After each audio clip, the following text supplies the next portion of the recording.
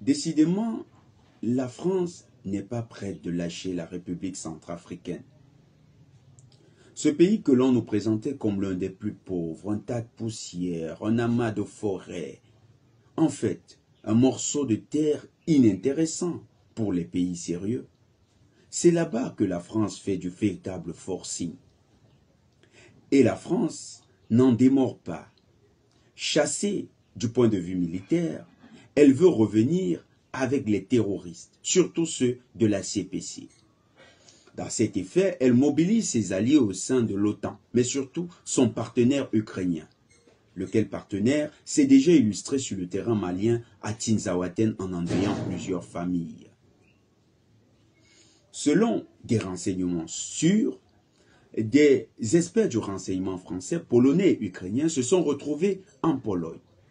L'objectif étant de trouver des drones FPV qui vont être utilisés par les terroristes centrafricains.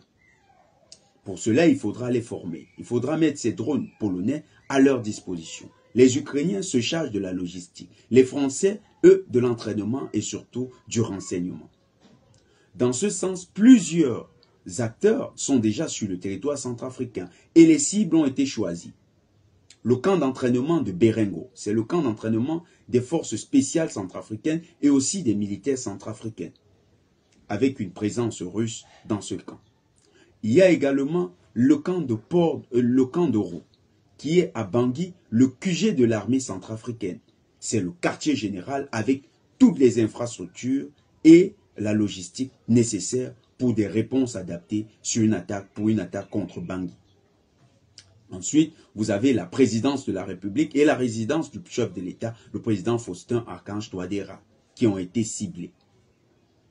Selon les sources sûres qui nous ont contactés, toutes ces informations ont déjà été transmises à un ensemble d'acteurs qui opèrent dans la forêt centrafricaine au compte de la CPC. La CPC étant un démembrement local du mercenariat international piloté par la France au Centrafrique. Il faut noter que tous ces événements arrivent à un moment où la France-Afrique a essayé de salir l'image du président Touadéra, situation qui a très vite été démentie par les panafricanistes convaincus sur notamment cette information qui a circulé suivant laquelle le président Touadéra voudrait autoriser sur son territoire l'utilisation ou bien le test d'armes nucléaires.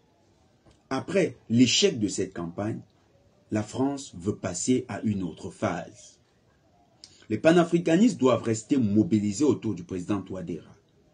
Les panafricanistes doivent continuer de soutenir le peuple centrafricain. Les centrafricains sont appelés à dénoncer chaque acteur suspect qui arrive dans la capitale, mais surtout dans d'autres localités où les bases de FACA ont été identifiées.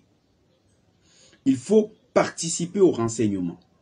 Il faut surtout se montrer l'armée de réserve, l'armée populaire de Centrafrique pour faire face à cette menace internationale.